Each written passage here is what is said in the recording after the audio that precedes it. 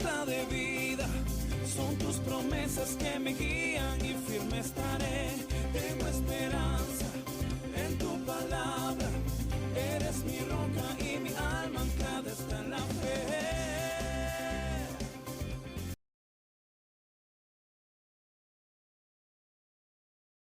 Pueden tomar asiento. Sean todos bienvenidos a nuestra iglesia Ancla de Vida. Aprovecho de saludar a los que están conectados por nuestro canal de YouTube, los que están en Ancla aquí, en Ancla Baby, que están viendo el servicio en vivo, pero desde un salón. Bendiciones.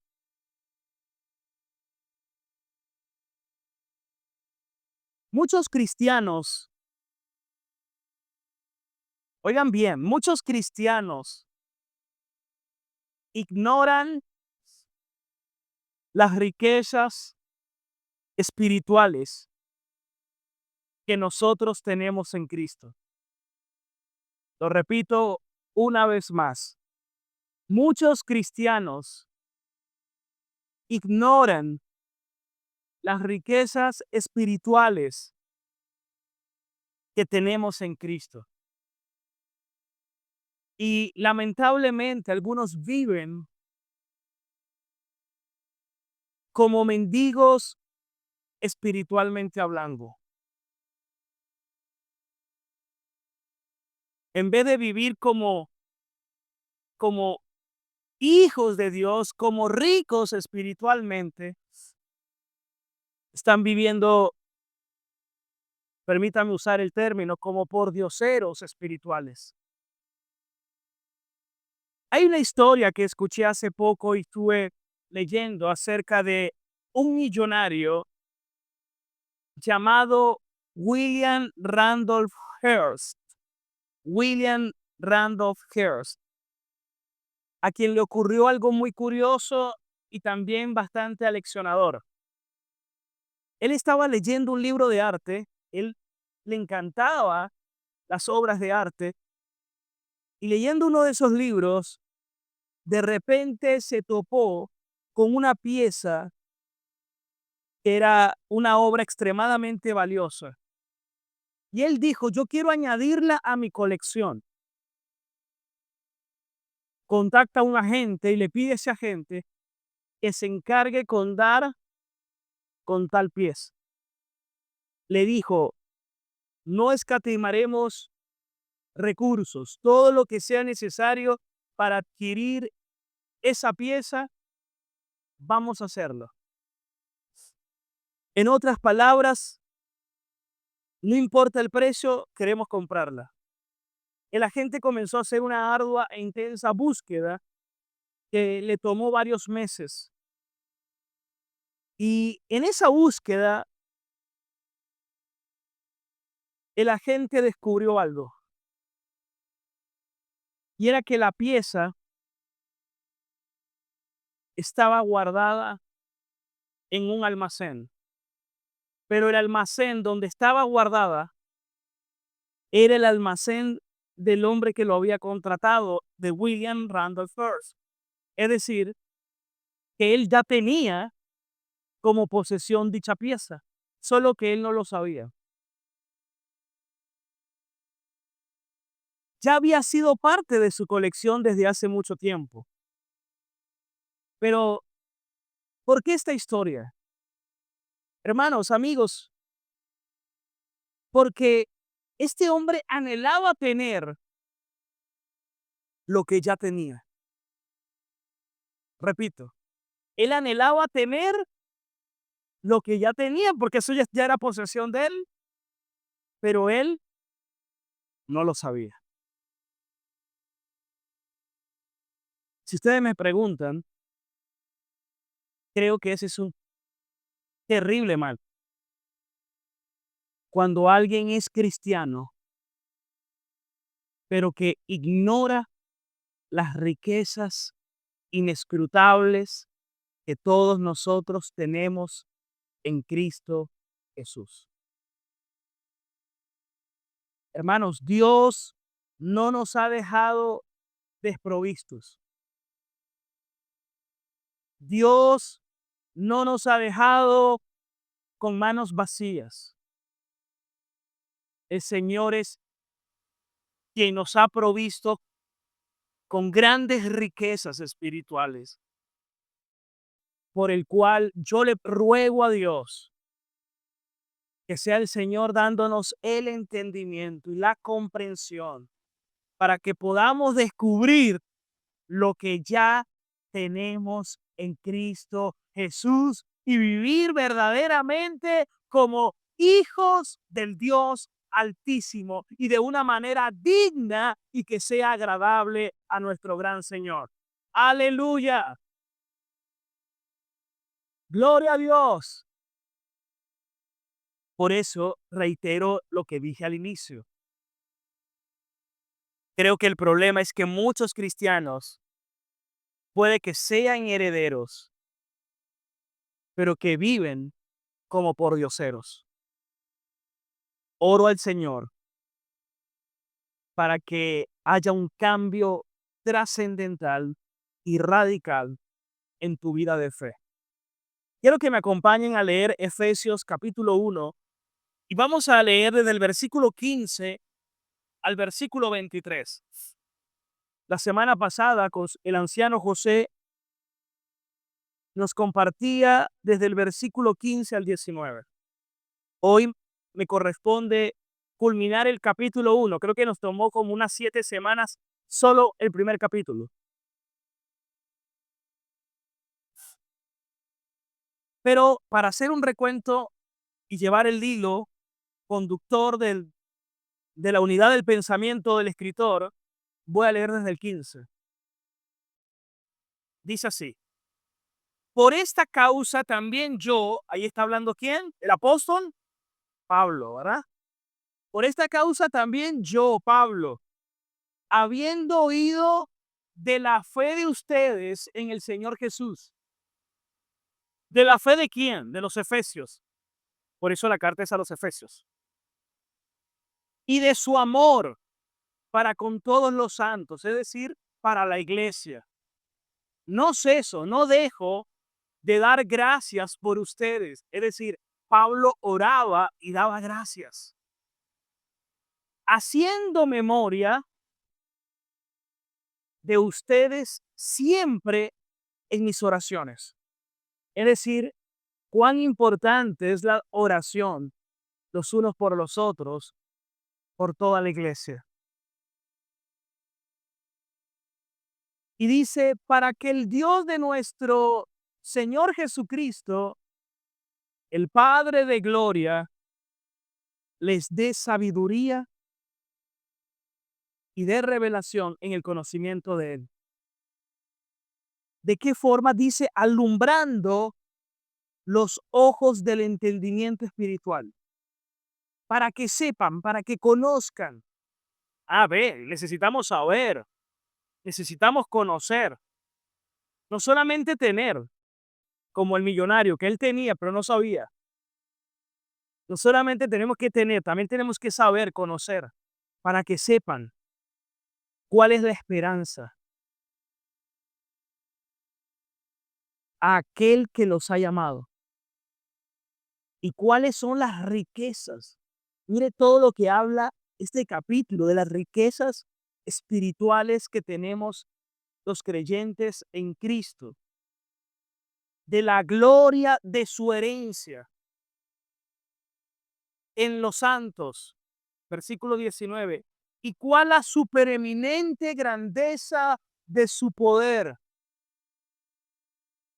para con nosotros los que creemos, los que somos de la fe, según la operación del poder de su fuerza. ¿Cuál fuerza? La misma que operó en Cristo cuando le resucitó de los muertos y la que le exaltó sentándole a la diestra en los lugares celestiales. Sobre todo principado, autoridad, poder y señorío, y sobre todo nombre que se nombra no solo en este siglo, sino también en el siglo venidero, la cual es su cuerpo, es decir, su iglesia, a quien Pablo la llama la plenitud de aquel que todo lo llena en todo. Amén. Hoy quiero compartir un mensaje que lleva como título, ya lo vamos a ver ahí en la pantalla, el título del mensaje en esta mañana es La supremacía de Cristo y el propósito de su iglesia. ¿Cómo se llama el mensaje de hoy? La supremacía de Cristo y el propósito de su iglesia. Quiero que hagamos un trote rápido. ¿Desde cuándo usted no trota? Bueno, hoy vamos a hacer un trote rápido. ¿Qué les parece? Vamos a comenzar desde el versículo 1. Como hoy cerramos el capítulo 1, vamos a hacer un recuento rápido del capítulo 1. Ya ustedes son expertos en el capítulo 1 por la gracia y misericordia de Dios, ¿verdad? Porque ya lo han leído varias semanas. ¿Cómo comienza Pablo esta carta y este capítulo? Como casi todas las cartas, o como, sí, todas las cartas, es decir, con una salutación, con un saludo. Pablo, apóstol de Jesucristo, por la voluntad de Dios, gloria a Dios, a los santos. ¿A quién va dirigida la carta? A los santos y fieles en Cristo Jesús, que están donde, en qué ciudad o en qué lugar, en Éfeso. La forma como Pablo saluda en sus cartas, gracia y paz. Donde la gracia llega, entonces la persona puede tener la paz de Dios. Si la gracia de Dios no te alcanza, no puedes tener paz con Dios. La paz es el resultado de haber sido alcanzado por la gracia del Señor. Ahora tenemos paz para con Dios por medio de nuestro Señor Jesucristo. Muy bien. Versículo 3. ¿Cómo comienza Pablo? Bueno, este capítulo se divide en dos. Desde el versículo 3 al 14 y desde el 15 hasta el 23. Dos secciones. Del 3 al 14 y del 15 al 23. La primera sección, Pablo bendice a Dios, al Dios Trino, al Dios Padre, Hijo y Espíritu Santo. Y menciono la Trinidad porque Pablo hace mención de la Trinidad al hablar del Dios Padre, del Dios Hijo y de Dios el Espíritu Santo. Y comienza diciendo, bendito sea el Dios y Padre de nuestro Señor Jesucristo, que nos bendijo. Hermanos, somos bendecidos. ¿Cuántos saben que son bendecidos por el Señor? Como que todos no. A ver, ¿cuántos saben que son bendecidos? Amén. Entonces, bendito sea el Dios y Padre de nuestro Señor Jesucristo, que nos bendijo. ¿Con cuánta? Con toda bendición espiritual en los lugares celestiales en Cristo, según el cual nos escogió en Él. Una frase clave de este capítulo y de esta carta es en Cristo, en Él. En Cristo. Porque si tienes a Cristo, como lo he dicho en innumerables ocasiones, lo tienes todo. Pero si no tienes a Cristo, no tienes nada y solo eres un miserable. Y digo miserable porque la Biblia nos enseña que estamos en miseria espiritual. Hay un poema que hace tiempo lo leía en una prédica, de esos poemas antiguos, no es de mi propia autoría, pero el poema dice así: la ciencia más acabada, escuche bien, la ciencia más acabada es la que el hombre en gracia acaba. Repito, la ciencia más acabada, es decir, la más completa, la más perfeccionada, es la que el hombre en gracia acaba. Porque al final de la jornada, es decir, cuando lleguemos al fin de nuestros días aquí en la tierra, porque al final de la jornada, el que se salva, salvo, y el que se pierde, no sabe nada. Hermanos, cuando lleguemos al último minuto de nuestra vida, la pregunta más importante será, ¿tienes a Cristo o no tienes a Cristo? Y si tienes a Cristo, gloria a Dios, has vencido. Pero si no tienes a Cristo, hermano, eres un desventurado y un miserable. Gloria a Dios, porque si tenemos a Cristo, lo tenemos todo. Aleluya. Gloria a Dios.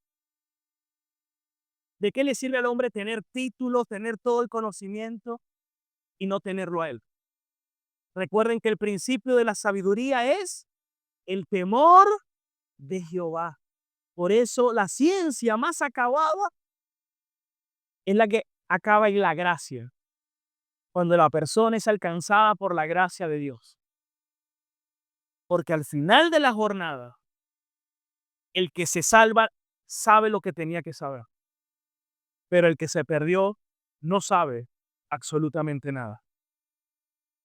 Entonces, según el cual nos escogió en él, en Cristo, antes de la fundación del mundo. Él es el Dios soberano, Él es el Dios que determina, Él es el Dios que escoge. No cae un pajarillo al suelo si no es por su voluntad. Él gobierna toda la creación, ordenando todo y a través de la providencia divina. ¿Qué es la providencia divina? Es el poder soberano y omnipotente de Dios que gobierna y sustenta todas las cosas, las que hay en el cielo, en la tierra y en todas sus criaturas. De modo que nada sucede al azar,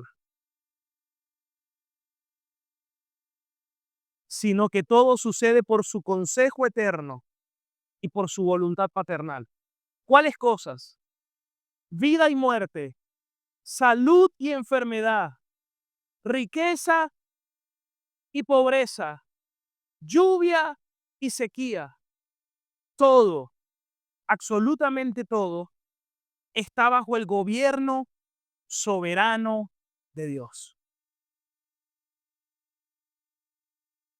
La semana pasada no estuve aquí, estuve predicando en unas iglesias que me invitaron a predicarles unos hombres. Y prediqué Jonás. Luego les predicaré ese tema más adelante, basado en el libro de Jonás. Dios manda a Jonás, él huye. Ok, el Dios soberano cuando se propone algo, él lo va a hacer. Hizo que levantara un viento, el mar. Hizo que hombres impíos al final hicieran lo que tenían que hacer, confrontar al profeta, imagínense. Qué paradoja más grande. Y terminan ellos alabando a Dios. Lo lanzan al mar. Y dice que Dios, el que ordenó al viento, dice, Dios preparó un gran pez. Dios tenía preparado ese pez ese día. Un pez con propósito. Duró 3 días allí porque Dios tenía previsto que estuviera Jonás 3 días en el vientre del pez. Porque así como el Señor Jesús duró 3 días en el corazón de la tierra, es decir, cuando fue sepultado, era necesario también que Jonás estuviera allí 3 días, el cual es un tipo de Cristo. Luego lo vomita. Dios le mandó a dar un mensaje. Nada extraordinario, pero era la palabra de Dios y es suficiente. El mensaje solamente era: en 40 días Nínive destruida. 5 palabras. Se convirtió toda esa gente. Nínive era la capital del reino de Asiria, de los más perversos que había. Y hasta el rey predicó y dijo, vamos a arrepentirnos. Quizás Dios es compasivo y desista. Y mandó a todo el mundo a ayunar y arrepentirse. Y Jonás se molesta. El trato era con Jonás. Y por eso Dios hace que nazca una calabacera y le dé sombra. Y luego Dios le manda un gusano. Y Dios le mandó un gusano. Porque todo lo que Dios ha determinado, Él lo hará y nada podrá resistirlo. Lo que está en su decreto. Y entonces va el gusano y mata la calabacera. Y luego Dios manda un viento recio, solano, un sol intenso, así como el de la una de Cabudares. No, seguramente está más fuerte, ¿no? Y que le caliente la cabeza a Jonás. Y termina el libro de Jonás con una pregunta. ¿Tuviste tú dolor por esa calabacera y yo no voy a tener compasión por un pueblo que no sabe discernir su mano derecha y su mano izquierda? A 120,000 allí y animales. Entonces, es una reflexión. Vemos cómo Dios escoge para que fuésemos santos y sin mancha delante de Él. Versículo 5 dice, habiéndonos predestinado, adoptándonos por medio de nuestro Señor Jesucristo como hijos suyos. ¿Pero basado a qué? Según el puro afecto de su voluntad. ¿Qué más dice? Versículo 6. Todo lo hizo ¿para qué? Para la alabanza de la gloria de su gracia. Y no solamente eso, sino que nos hizo aceptos en Él, amado, pero en Cristo. El hecho de que el Señor nos hizo aceptos es porque nos escogió para que fuésemos santos y sin mancha. Es decir, Él nos aceptó para transformarnos a la imagen de Cristo. No como algunos quieren tomarlo. No, Él me acepta tal como soy. No, Él te acepta para transformarte para que seas como Cristo. Es decir, Él te acepta para que seas como Cristo.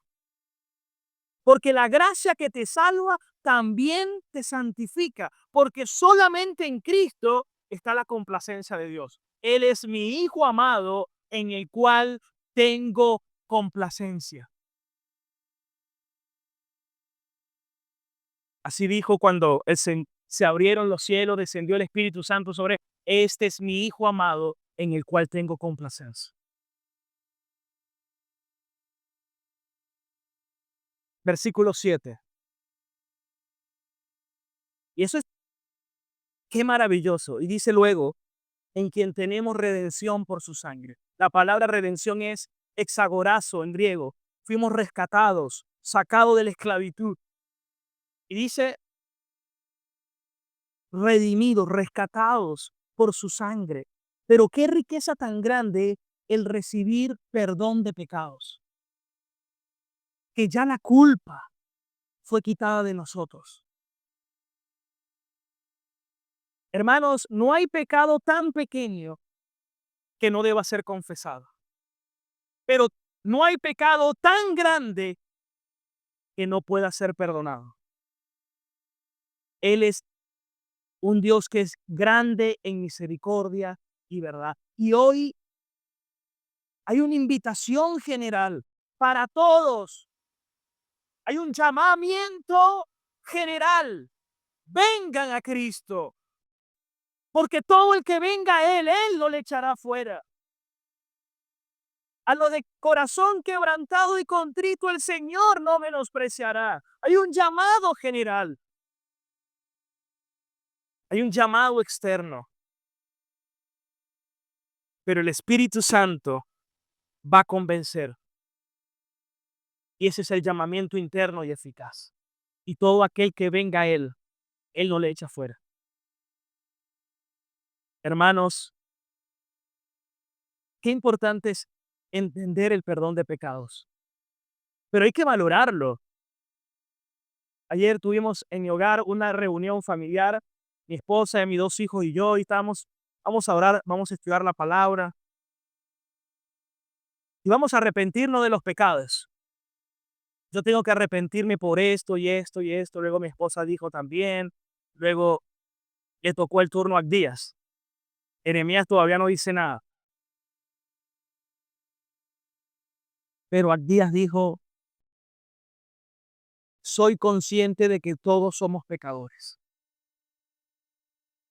Qué maravilloso que comenzara de esa manera. Porque lamentablemente muchos hoy no comprenden el evangelio porque se creen buenos. Y es porque sufren de ignorancia bíblica, analfabetismo bíblico.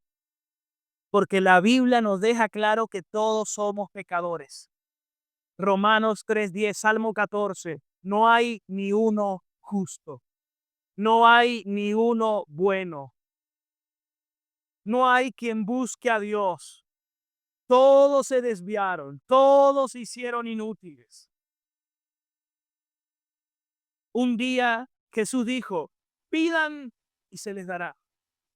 Busquen y se les abrirá. Llamen, busquen y encontrarán. Llame y se les abrirá. Porque todo el que pide, recibe. El que busca, halla. Y el que llama, se le abrirá. ¿Qué clase de padre que si su hijo le pide piedra, que si su hijo le pide pan, le da piedra? O que si su hijo le pide pescado, le da serpiente? O que si su hijo le pide huevo, le da escorpión. Si ustedes, dice Jesús, siendo malos, ¿cómo nos llamó? Malos. Ya va, Jesús, ¿cómo nos llamaste? Son malos.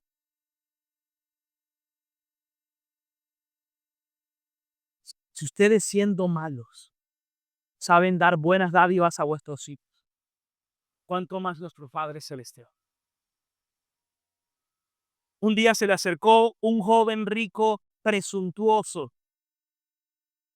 Llegó seguramente con cierta fanfarria. Maestro bueno. Hay gente que le gusta adular o, o, o hacer lisonjas.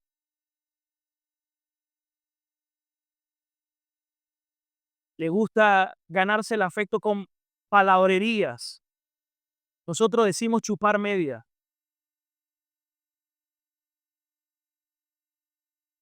Maestro bueno. Jesús le dice, ¿por qué me llamas bueno? Solo hay uno bueno, Dios. La pregunta es, ¿Jesús estaba dudando de su divinidad en lo absoluto? Por supuesto que no. Pero sí quería ver si realmente lo estaba haciendo como que si fuera un maestro más o si realmente había un reconocimiento verdadero de quién era. Era un llamado, era una confrontación, algo que Jesús hace mucho en los evangelios. Porque solo uno bueno, Dios. Qué maravilloso es reconocer nuestra pecaminosidad, porque cuando entendemos que somos pecadores, es cuando vamos a poder venir a Cristo reconociendo que todos necesitamos ser rescatados y que todos necesitamos ser salvados. ¿Cuántos de los que están aquí necesitan ser rescatados y salvados en el Señor? Aleluya. Cristo vive. Gloria a Dios. Precioso evangelio. Versículo 8. Y dice que hizo sobreabundar para con nosotros en toda sabiduría e inteligencia. Hermanos, esa es la gracia de Dios. Nos da sabiduría para poder conocerle. Porque el hombre natural no entiende las cosas espirituales. Pero de igual forma hay que exponerlos. Por ejemplo, nosotros los padres tenemos que exponer a nuestros hijos. Sé que hay muchos hijos. Yo se lo decía, di así, mira Jeremías, tú lo ves allí. Pero él nace o una conducta rebelde y pecadora. Él necesita también conocer a Dios. Y nuestros hijos todos necesitan conocer al Señor. A veces no quieren venir a la iglesia los hijos, pero ¿qué deben hacer los padres? Establecer su autoridad, hermanos. Cuando no quieren ir al colegio, usted le dice, bueno, si no quiere ir, no vaya. ¿Acaso usted no le dice, vaya al colegio y usted algún día me lo va a agradecer? Quiera o no quiera. O si le toca la medicina, usted tiene que hacer todo para que se la tome. Bueno, hay cosas que no son negociables. ¿Cuánto más el que aprendan a temer a Dios? Hay que estorbar a los hijos. El problema de Elí era que no estorbó a sus hijos. Hay que corregirlos, hay que estorbarlo, hay que decirle, usted tiene que aprender a respetar al Dios de quien yo soy, de que sirvo. Cuando usted se case o cuando usted ya no esté en el hogar, bajo nuestra cobertura familiar, yo espero de aquí a allá habértelo enseñado. Ya le corresponderá a usted. Pero mientras usted vive en mi casa, usted tiene que temer al Señor y respetar al Señor. Hermano, eso es. Y usted reunirse como familia y compartir la palabra. Pero para eso necesitamos prepararnos. Levanten la mano los hombres que nos acompañan en esta reunión el día de hoy. Los hombres, levanten la mano, a ver. Bueno, ustedes como hombre, al igual que yo, tenemos la responsabilidad, gracias, de enseñar la palabra de Dios en nuestros hogares. Dios nos ha encargado tal responsabilidad. Dios les encargó a los hombres el liderazgo espiritual de su hogar. Pero los hombres, por pecado,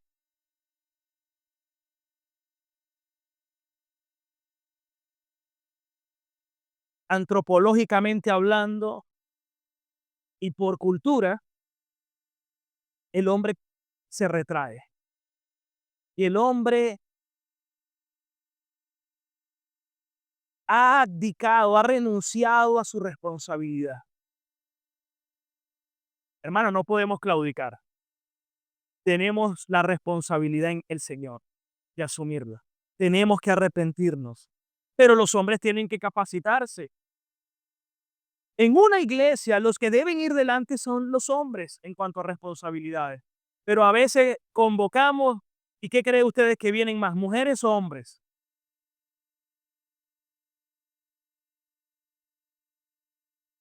Vienen más mujeres.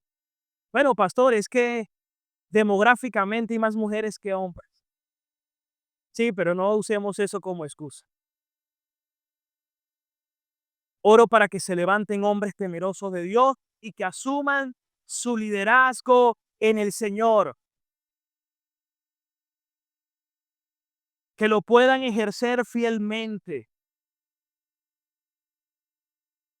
¿Quiénes son los que deberían capacitarse primero? Los hombres, porque son los que tienen que transmitirlo en el hogar. La responsabilidad de instruir a su familia es suya. Cada casa de ustedes tiene que ser una pequeña iglesia. Ustedes tienen que instruir a su familia. Pero ¿por qué a veces vemos que los hijos son irrespetuosos en la iglesia? Por ejemplo, porque no se han instruido en el hogar. Hay que instruirlos. Comienza, hermano. Arrepiéntase y comienza. Los hombres son los que primero deberían capacitarse. Y las mujeres también. Dice Pablo en 1 Timoteo 2 que ellas se salvarán engendrando hijos. Pero ¿qué significa eso? Que tienen que estar pariendo. Si no estudian la Biblia, van a entender eso cuando lo lean. Pero lo que Pablo está hablando es que las mujeres deben ser fieles en la crianza de sus hijos. Pero para ser fieles criando hijos también tienen que saber de la palabra. Entonces, ¿cómo van a aconsejar a sus hijos? Y la mayoría de las veces, ¿quiénes pasan más tiempo con los hijos? ¿Acaso no son las madres? Entonces, más ejemplo deberían dar. pero cada uno en el rol que Dios le ha establecido, con fidelidad. ¿Cuántos dicen amén? Gloria al Señor. Ahora, versículo 9. Voy a tener que apurarme porque si no vamos a salir a la 1:30, 2. No, tranquilo, yo tengo compasión también de las responsabilidades de todos. Dice, dándonos a conocer el misterio de su voluntad según su beneplácito, según su voluntad, su deseo, el cual se propuso en sí mismo. Versículo 10. En reunir todas las cosas. Mire la supremacía de Cristo. Por eso el mensaje de hoy es la supremacía de Cristo y el propósito de la iglesia. Porque Dios dispuso que va a reunir todas las cosas, tanto del cielo como de la tierra, en Cristo. En Cristo. Es la palabra clave de este capítulo. Versículo 11. Y dice que en Él, en Cristo, asimismo tuvimos herencia, habiendo sido predestinado conforme al propósito del que hace todas las cosas soberanamente según el designio de su voluntad. Versículo 12.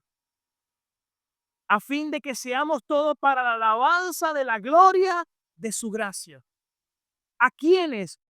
Pablo dice primeramente a nosotros. ¿Quiénes son nosotros? Los judíos, muy bien. Los que esperamos en Cristo. Versículo 13.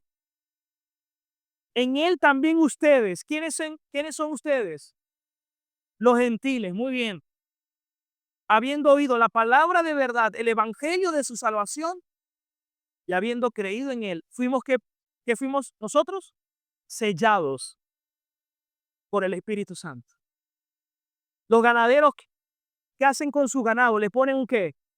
Un sello visible, externo. Solo que el de nosotros es un sello interno, porque ha hecho morar al Espíritu Santo dentro de nosotros, que lo llama de la promesa. Versículo 14.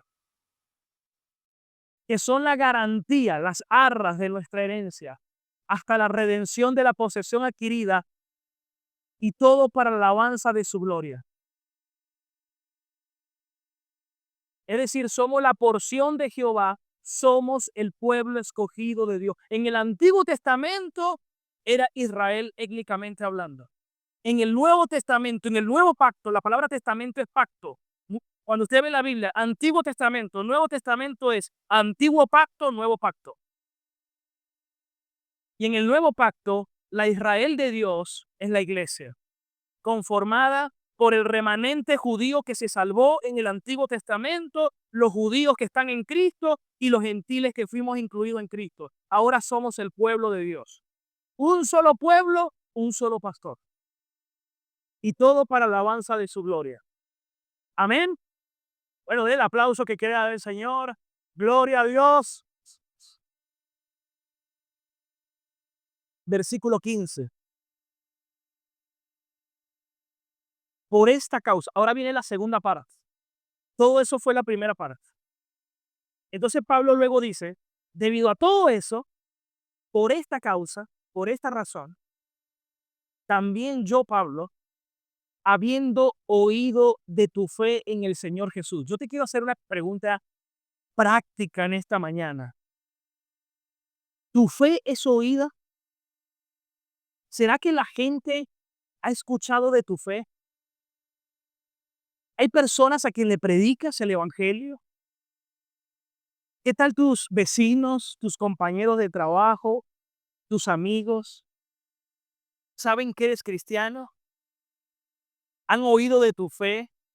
¿Eres congruente lo que dices con lo que haces?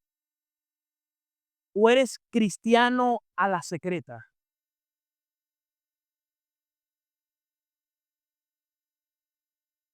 ¿Será que las personas han oído de tu fe? Porque eso es lo que Pablo le está diciendo. Habiendo oído de la fe de ustedes en el Señor Jesús. ¿Sabe? Le pido a Dios que me ayude. Anhelo con todo mi corazón que mi fe sea que mi fe en Cristo realmente sea conocida y que la gente cuando sepa de mí, sepa que soy un humilde siervo de Cristo, que realmente vivo y practico la fe. ¿Cuántos también anhelan eso para sus vidas? Si algo me duele y nos debe doler, es que digan lo contrario.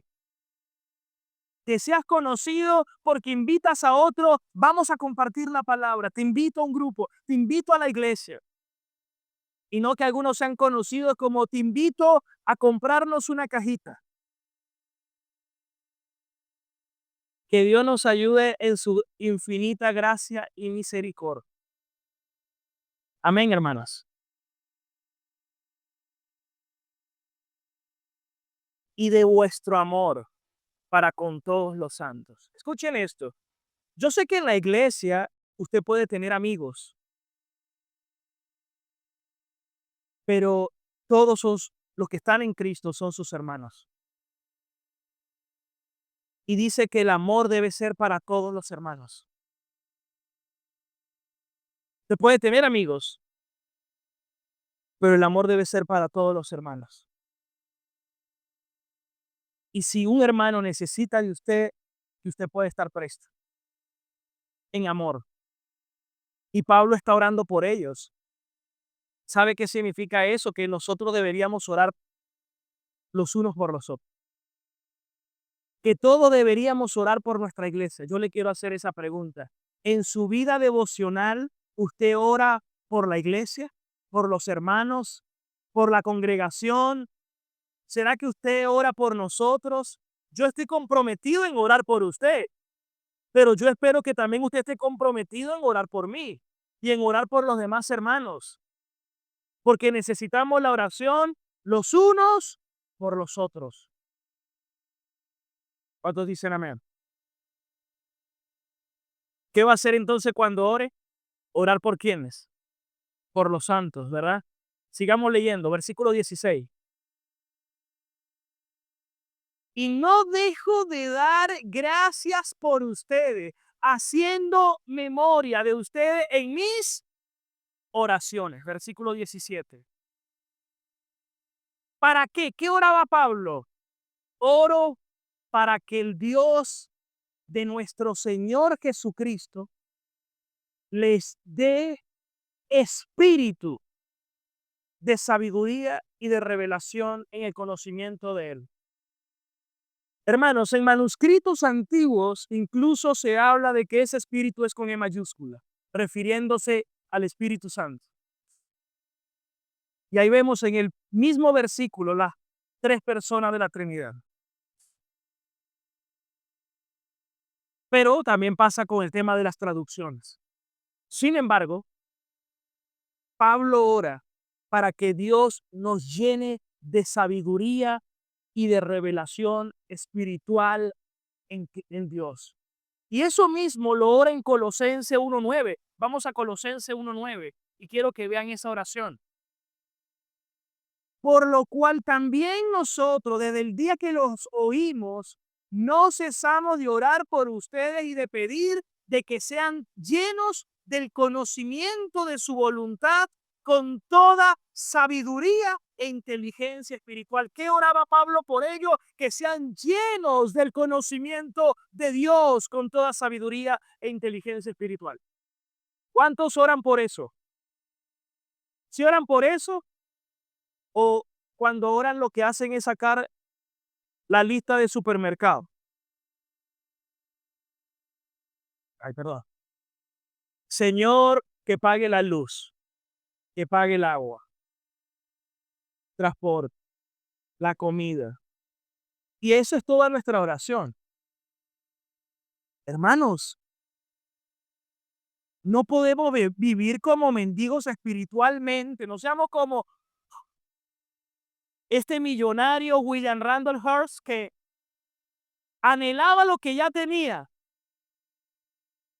Vivía como desprovisto cuando ya Dios le había provisto. Por eso debemos orar, Señor, llénanos de sabiduría y de inteligencia espiritual y llénanos del conocimiento de tu voluntad, Señor.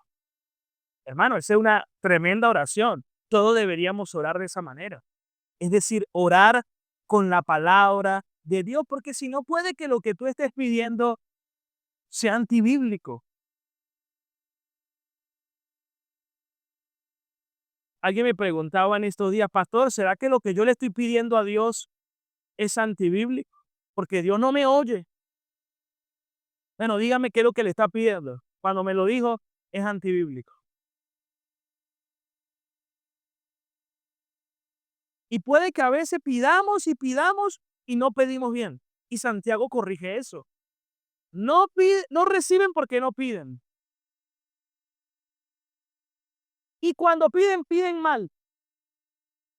Piden en vuestros propios deleites. Y por eso no reciben. Porque no saben pedir.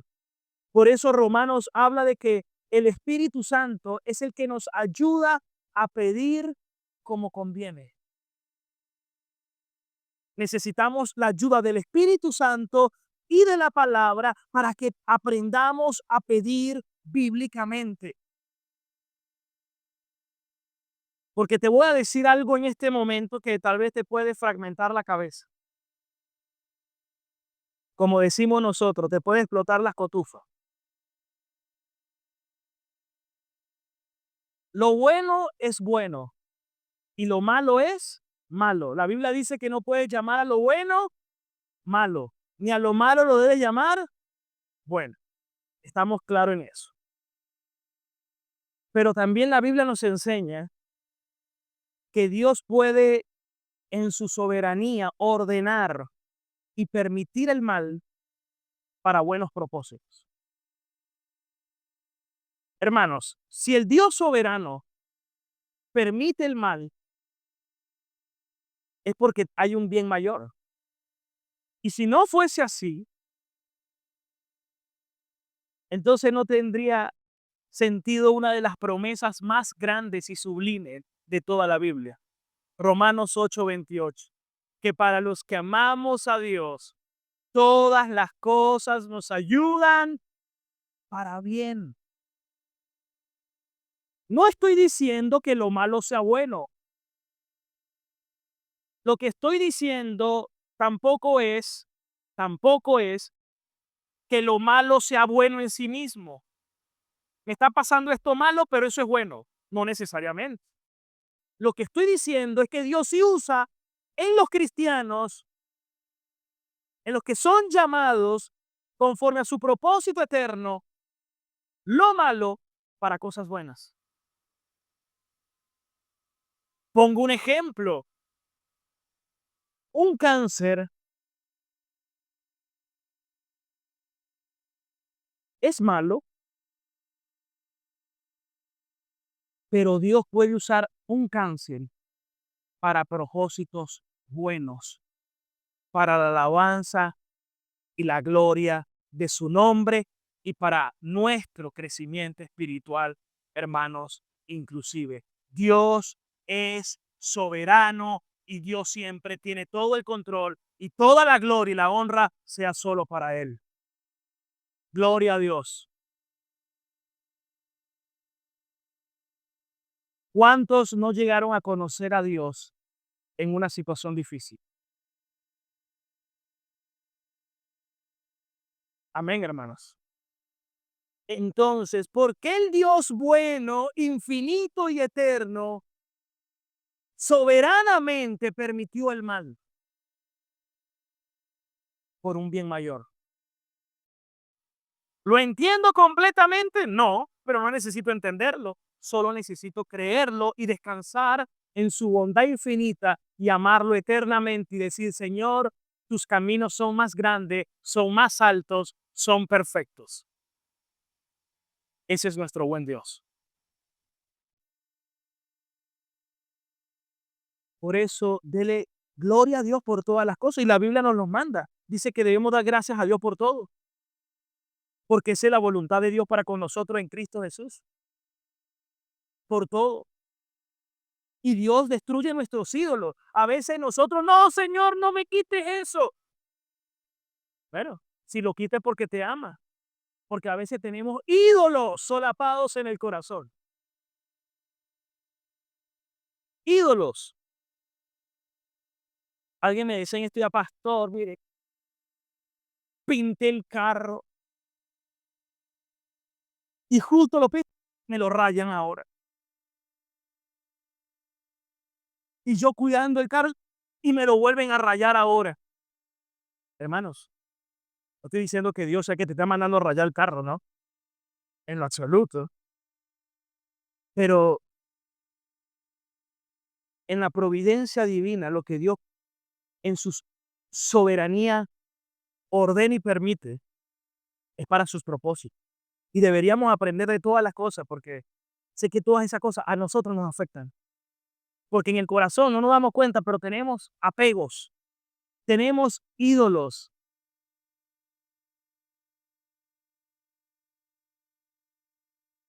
Cosas que no nos dejan crecer y avanzar y Dios en su misericordia nos las quita. Debemos aprender a dar gracias a Dios por lo que nos da y por lo que nos quita también. Job dijo, Dios dio, Dios quitó. Él no dijo Satanás. Como por ahí no es el diablo. No, Job dijo, Dios dio, Dios quitó. La gloria sea para quién, para Dios. Ah, pero el diablo también estuvo metido ahí. Pero también el diablo está supeditado a la soberanía de Dios, hermano. Dios sigue teniendo el control de todas las cosas. Aleluya. Por eso no debemos nunca divinizar a Satanás. Versículo 10. ¿Qué más pide Pablo? Que andemos como es digno del Señor. ¿Cuántas veces usted le ha pedido eso a Dios, Señor? Ayúdame a vivir de una manera digna, digna de ti. Quiero caminar como es digno de ti. ¿Qué más le pide Pablo? Queremos agradarte en todo. Ayúdame a agradarte en todo. Oye, esas deberían ser nuestras oraciones. ¿Qué tal si usted anota esa cita y comienza a practicarlo en oración en casa? ¿Qué más se pide? Ayúdanos a llevar fruto en toda buena obra. Porque queremos seguir creciendo en el conocimiento de Dios. Y bueno, la oración continúa. Volvamos a Efesios. Efesios 1. ¿Estamos en qué versículo? Efesios 1, 18. ¿Qué más ora Pablo? Alumbrando los ojos ¿de qué? De nuestro entendimiento. Para que conozcamos, sepamos cuál es la esperanza. Hermanos, todos nosotros tenemos que tener conocimiento de la esperanza. ¿Cuál esperanza? Es más, primero preguntémonos, ¿qué es la esperanza? En nuestros días, esperanza es algo que puede o que no pueda suceder. Bueno, es más, la gente dice, porque la esperanza es lo último que se pierde. Quizás sí, quizás no, pero bíblicamente no. La esperanza en la Biblia es algo seguro. ¿Y sabe qué dice Pablo? Que Dios alumbre nuestro entendimiento para que sepamos cuál es nuestra esperanza. Porque un cristiano puede sufrir porque sabe cuál es su esperanza. Un cristiano puede pasar por momentos duros, pero mantenerse firme porque sabe cuál es su esperanza. Un cristiano sabe cuáles son sus luchas. Pero es más, Pablo en esta carta dice, colóquense el yelmo de la salvación. Y en otra carta dice, el yelmo de vuestra esperanza. Es decir, que el yelmo de la salvación, de la armadura, es que el cristiano tiene que vivir con la esperanza en su mente y en su corazón. Es decir, alguien puede decir, me pongo el yelmo, pero si no tiene la esperanza en Cristo, no tiene ningún yelmo. Tener el yelmo es vivir con la esperanza en el Señor. Saber lo que nos aguarda, el tesoro, lo que Dios tiene reservado para nosotros, sus hijos. ¿Cuántos dicen amén, hermanos? ¿Dónde está puesta tu esperanza? Mi esperanza está puesta en el Señor, mi Salvador. Aleluya.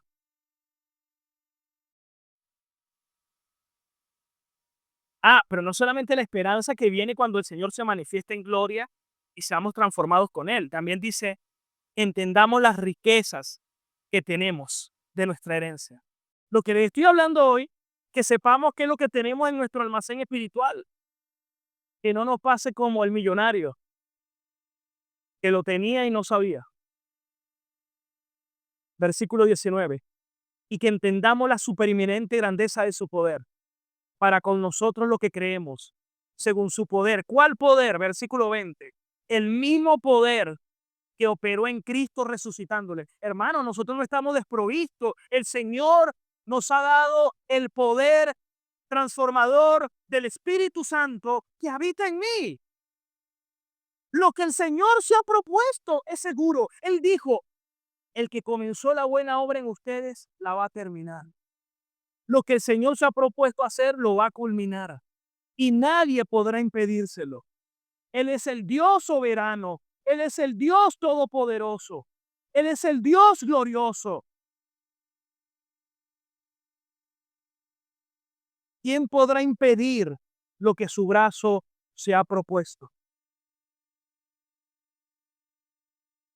No solamente que resucitó a Cristo, sino el mismo poder que lo exaltó a lo sumo. Miren lo que dice Filipenses 2:5. Filipenses capítulo 2, versículo 5. Este es uno de los versículos más preciosos. Dice, hayan ustedes el mismo sentir que hubo en Cristo Jesús. En Cristo, versículo 6. El cual siendo forma de Dios, no estimó ser igual a Dios como cosa que aferrarse, sino que se despojó de sí mismo, siendo Dios, tomó forma de siervo, hecho semejante a los hombres, y estando en condición de hombre, se humilló a sí mismo. ¿Hasta qué punto? Haciéndose obediente. ¿Hasta qué punto? Hasta la muerte. Y hasta la muerte de la cruz. Por lo cual, ¿qué hizo Dios con Cristo? Le exaltó. ¿Hasta dónde? A lo sumo. Y le dio un qué? Un nombre que es sobre todo nombre. Para que el nombre de Jesús, en el nombre de Jesús se doble qué? Toda rodilla de los que están en los cielos y en la tierra. Hermano, por eso el mensaje es la supremacía de Cristo. Dios lo exaltó y le dio un nombre sobre todo nombre para que todo hombre quede de rodilla y se doble ante el Señor. Toda rodilla se doble y todo les confiesen que Jesucristo es el Señor y toda lengua confiese que Jesucristo es el Señor para la gloria de Dios Padre. Hermanos, escuchen esto. Va a llegar un día cuando toda rodilla se doblará y cuando toda lengua confesará que Jesucristo es el Señor.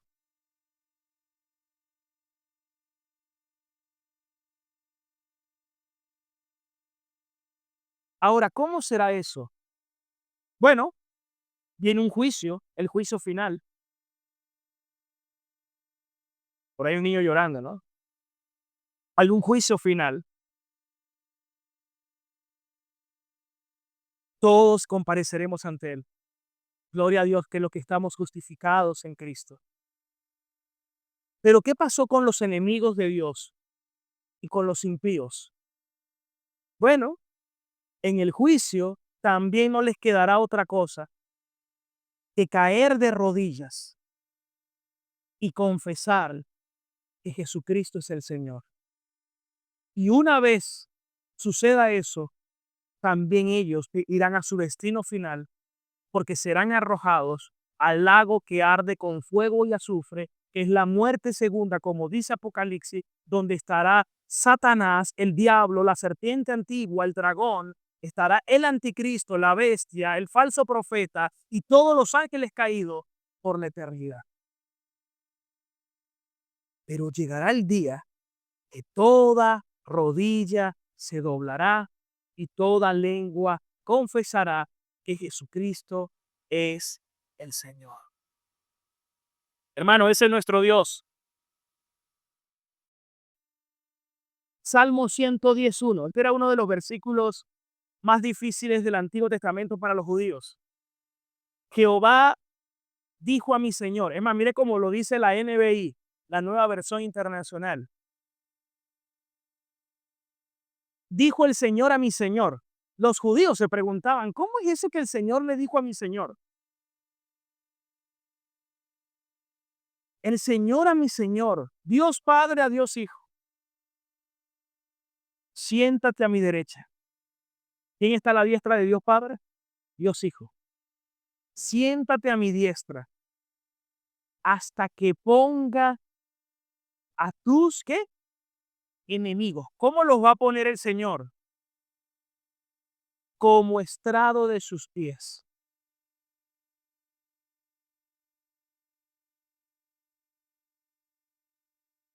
Y eso es lo que estaba pensando Pablo cuando estaba escribiendo lo de Efesios. Volvamos a Efesios. Efesios 1.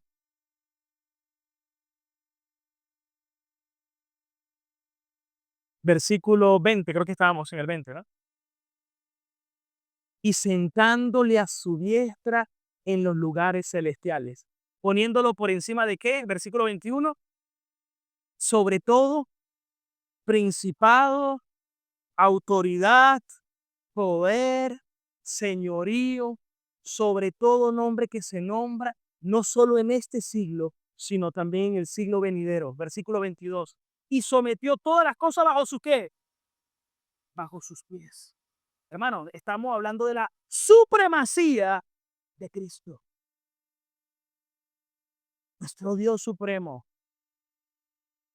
Pero por ahí andan unos arrianos que menosprecian la divinidad de Cristo y del Espíritu Santo. O que ponen en duda la Trinidad, la Santa Trinidad de Dios. Y sometió todas las cosas bajo sus pies y lo dio por cabeza sobre todas las cosas. ¿A quién? A la iglesia. Porque la iglesia, ¿qué es? El cuerpo de Cristo. Y Cristo es su cabeza. Ahí dice, ¿no? Y dice Pablo, la cual es su ¿qué? Su cuerpo. La iglesia, ¿el qué? Su cuerpo. Pero finalmente termina diciendo la plenitud de aquel que todo lo llena en todo. Y esa última frase me parece una de las más difíciles del Nuevo Testamento. Y si me pregunta, no la entiendo mucho. Pero gloria a Dios. Eso siempre hay momentos donde simplemente digo, wow, doy lugar al asombro y callo delante del Señor. Pero les voy a explicar por qué. Porque está hablando de la iglesia, la cual es su cuerpo. Y Pablo la llama la plenitud a la iglesia. La plenitud de Cristo, de aquel. Por eso es aquel está en mayúscula. Que todo lo llena en todo. Es más, Cristo es autosuficiente. Y Cristo llena todo en todo. Pero ¿sabes cómo llama a la iglesia? La plenitud. En otras palabras, que Cristo está pleno en la iglesia. Pero si Cristo es autosuficiente y Él llena todo en todo, ¿cómo es que la iglesia es la plenitud de Cristo? Bueno, de los varios comentarios que tengo, uno de los clásicos es este de William Hendrickson. En la traducción en español es Guillermo Hendrickson. Es un clásico. Y mire lo que dice. Quiero leer para ustedes. Los argumentos relacionados con el significado exacto de plenitud, en este caso particular, llenan muchas páginas de innumerables comentarios. Innumerables comentarios. Con el debido respeto hacia los argumentos de los que defienden otras teorías y cuya defensa en favor de sus puntos de vista he examinado detalladamente, he llegado a la conclusión, después de largo estudio, que la correcta interpretación es la siguiente: la iglesia es el complemento de Cristo. Y eso para nosotros, ya, pero si Cristo es pleno en sí mismo, autosuficiente, ¿cómo que la iglesia es el complemento de Cristo? Bueno, en otras palabras, es el más alto honor para la iglesia. Que el Hijo de Dios se considere a sí mismo en cierto grado, póngale con ella a cierto grado, si no lo hago y no dijera cierto grado, se puede tomar como una herejía. Por eso le pongo cierto grado. En cierto grado imperfecto, en tanto que no esté unido a nosotros, ya que la iglesia es su plenitud. Qué consuelo es para nosotros el saber que no será hasta que estemos ante su presencia que Él tendrá todos sus elementos constitutivos o que Él desee ser considerado como completo. Autores como Calvino, Abbott, Barry, Bruce, Charles Hodge, Lenski, Simpson y muchos otros dicen adicionalmente que Cristo a su vez también llena y complementa a su vez a la iglesia. Esta interpretación a la cual yo, dice William Hendrickson, esta interpretación a la cual yo y los que se acaban de mencionar nos aferramos, no resta en manera alguna, ni en forma ni grado, un ápice de la absoluta majestad o autosuficiencia de Cristo. Es decir, que no le resta la autosuficiencia a Cristo. Por supuesto, en lo referente a su esencia divina, no es en sentido alguno ni dependiente ni posible de ser complementado por la iglesia. Pero, escuchen esta analogía, la analogía de la iglesia. ¿Qué esposo es incompleto sin su, es completo sin su esposa? ¿Acaso alguien para que sea esposo no debe acaso tener una esposa? ¿O un pastor para que sea pastor no debería tener ovejas? ¿O un cuerpo que tiene cabeza a su vez no debe también tener todo un cuerpo? ¿O como dijo Jesús, yo soy la vid y ustedes son la rama? Ustedes permanecen en mí y yo en ustedes. Es decir, hay una unión allí. Y por esa razón, la Biblia llama a la iglesia la plenitud de aquel que todo lo llena en todo.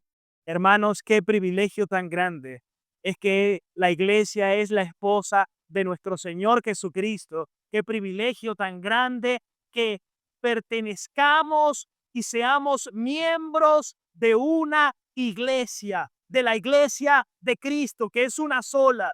Qué privilegio tan grande es que estemos comprometidos en una iglesia y que seamos fieles a la iglesia, porque si amamos a la iglesia es porque también amamos al Señor Jesucristo, que es la cabeza de su iglesia. Gloria a Dios por nuestro Señor.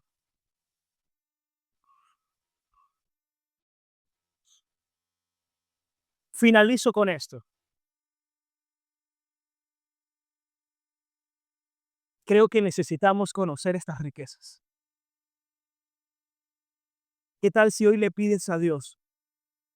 Ponga la mano ahí en su corazón. Haga esa oración conmigo. Señor, abre mis ojos y dame sabiduría e inteligencia espiritual para conocerte.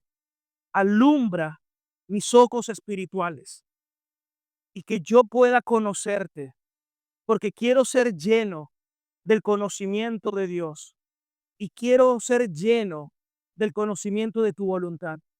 No solo un conocimiento teórico, superficial, sino profundo y verdadero.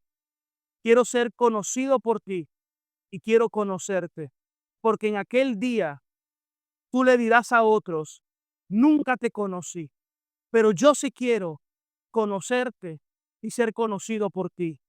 Señor Jesucristo, quiero vivir de una manera digna conforme al llamado que tú me has hecho.